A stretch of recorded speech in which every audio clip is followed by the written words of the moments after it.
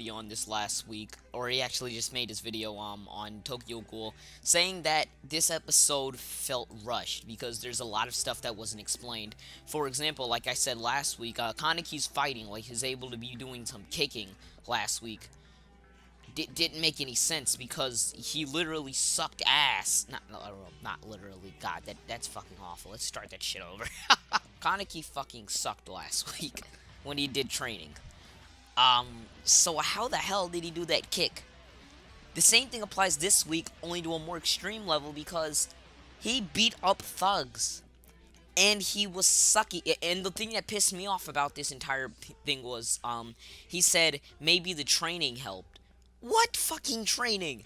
We only saw you get your ass whooped. That was all we saw.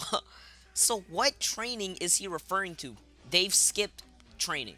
They've skipped how the heck Kaneki even becomes this good. And because the series only has 12 episodes, I have a feeling that's why. But that's crucial development. You can't get rid of crucial development like that. And that's my problem with it, Tokyo Ghoul so far. They've gotten rid of so much development. They've gotten rid of like half of, or almost all of Hide's development. They've gotten rid of fucking Kaneki's development, his fighting development at least. But they did a good job with some people's development. I imagine we're gonna get a backstory on Toka pretty soon. Going on with, what's his name? Nishio, though. Nishio has probably had the best development in the entire show, and he's only been there for one episode. Yeah, his development was literally one episode, and it wasn't even like a full episode. It was about like 8 minutes or something like that, and it was really good development. My question is, though, there is a plot hole with Nishio even being in this episode. If you notice later in the episode how Nishio discusses how his sister died, she dies, but there's a hole in her body, which means she was killed by one of the, I don't even remember. One of the things that they summon out of their backs and stuff. So, if that's how she died, how did Nishio not die from Kaneki's? Is it blood loss?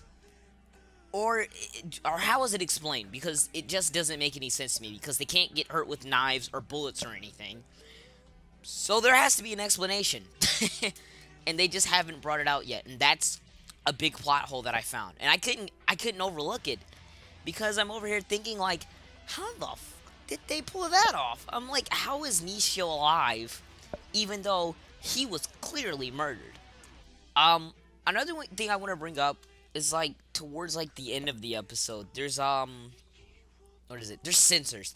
There are so many censors. You can barely see the scenes. And I have a feeling that had this not been, like, I don't know what it is. Had this not been licensed by Funimation, I feel like there wouldn't have been so many censors, but I don't understand why censor it. The only reason I can think about this is for them to censor it so they can sell more copies when the DVD comes out uncensored. That's the only way I can think of this of. But the censors are killing it for me too. There's a lot of stuff that's going wrong with this now. And the series is only 12 episodes, so we know. They don't have a lot of time to improve this. What is this? Is this episode 5? I'm pretty sure this is episode 5. Yeah, it is. They got 7 episodes left. That's not a lot at all. So they're going to have to fix some stuff. They got to explain a lot of stuff. Number 1, how Kaneki can fight. Number 2, why Hide's even in this series at this point. Number 3, Toka's development. And they really got to, like, improve these censors. Because, like, yes, it's cool to censor stuff. And had they done it, like, with the, like, purple and blue, or that pink and blue scene, it would have been completely different. But they're literally, like, blacking out half of the screen. That's what made this anime. The gore. The non-censors. That's what made the anime. Now they're censoring stuff. It's not working. Alright, that's just my opinions. You know, Akame ga Kill barely censors anything.